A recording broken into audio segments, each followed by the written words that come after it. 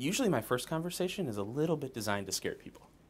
And not, that you shouldn't do this, but to talk about the level of responsibility that an organization, we're run out of Wayne State University. Many of the other fellowships that we're interacting with are also run out of universities. And you can't just say, oh, you know what, this professor really understands the landscape of what's going on in community development in Detroit. We should have her run a fellowship in addition to what she's already doing. And we made that mistake, by the way, initially with our program. It requires a dedicated staff of people who will nurture that thing and help it grow and develop. And it's expensive, in terms of time and money, and it takes a really, really heavy commitment. So I try to really get that across.